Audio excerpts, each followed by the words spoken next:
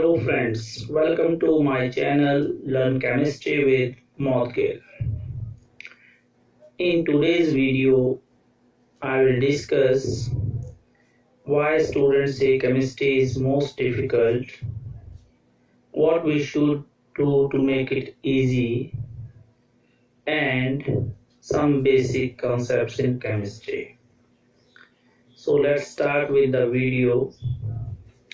When we ask the students, out of physics, chemistry, biology, which subject you find most difficult?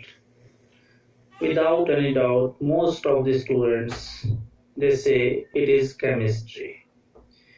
Now, the question arises, why chemistry is difficult and how we can make it easy.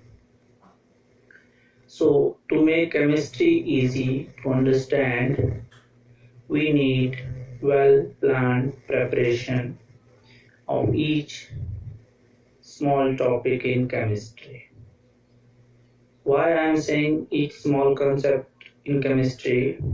Because the reason for chemistry is difficult is the continuity and interrelationship of concepts and contents in various topics in chemistry. If we compare it with physics, where we have common topics in physics like work, power, energy, gravitation, electricity, light, magnetism, universe, motion, etc. All these topics are not very much related to each other. One can go to magnetism without studying light. One can study about motion without studying about light, etc. Similarly, in biology, you have main topics like animals, plants, nutrition, respiration, circulatory system, excretion, reproduction, control and coordination, genetics, environment, etc. Again, all these topics you can study because individually they are not much related to each other. Example, if you are studying respiratory, you may leave respiration. If you are studying control and coordination, you may start without going through nutrition and so on. But when we talk about chemistry, where we have many topics like elements, symbols of elements, structure of atom, electronic configuration, periodic classification, relationship between properties and periodic classification, atomic size, metallic non-metallic nature, valency, formulae of compounds, chemical reactions, balancing or writing chemical equations, etc. Here you can't write balanced chemical equation until you know about symbols of elements. You can't write formula until you know the valency. You cannot talk about valency until you know the electronic configuration of atoms. So what I want to say is that the chemistry seems to be difficult when we are not regular and we are lacking in basic concepts in chemistry. So before going for well-planned preparation, you should go through some basic concepts. Here I am talking about two basic concepts: symbols of elements, how to write, and valency of the elements. After this, once you have good command over these two basic concepts, you should try to make formulae by using the valencies.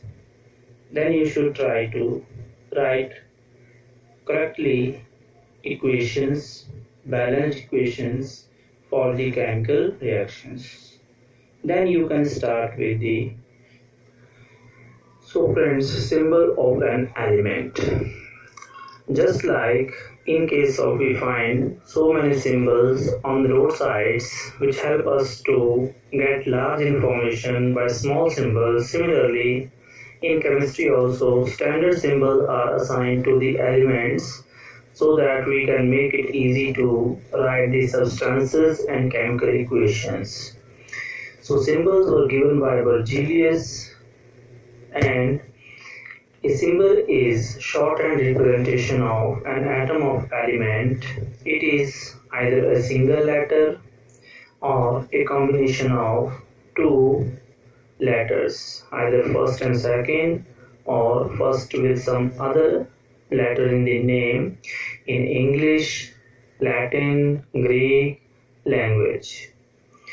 So we should be careful while writing symbols for elements that when it is single letter symbol, then it is always capital, and when it is combination of two letters, the first letter is capital or in uppercase, whereas the second letter is always small, that is in lower case. Many students make mistakes like they write for CL, small c, small l, then it becomes wrong. So we should be very careful while writing the symbols of elements in molecules. So first of all, valency. In simple words, valency is the combining capacity of atoms of an element, and we can also say it as the number of electrons that an atom gain, lose or share when it combines with other atoms to make molecules. To calculate valency, first we know the electronic configuration of an atom. For atoms that have 1, 2 or 3 electrons in their valence shell, that is outermost shell, means metallic elements, the valency is simply equal to the number of electrons in the valence shell of an atom. Like for sodium, valency is 1, for magnesium, valency is 2, for aluminium, valency is 3. On the other hand, for atoms of elements that have 4, 5, 6, 7 or 8 electrons in their valence shell, means non-metallic elements, the valency is calculated by using 8 minus the number of electrons in valence shell. For example, we have the valency of non-metallic elements like fluorine, electronic configuration 2, 7, then valency 8 minus 7 is 1, for oxygen 8 minus 6, 2, for nitrogen 8 minus 5, 3, for carbon 8 minus 4, that is 4. So when we know the valency of different atoms or ions, that we can remember by using the valency charts for ions like cations and anions. When we come to know about valency, then the next task is to learn making formulae for compounds, for which you can use worksheets that will help you. Because when we do more and more practice of making formulae, then we automatically learn to write the formulae correctly with correct number of atoms in the formulae. Thank you and have a nice day.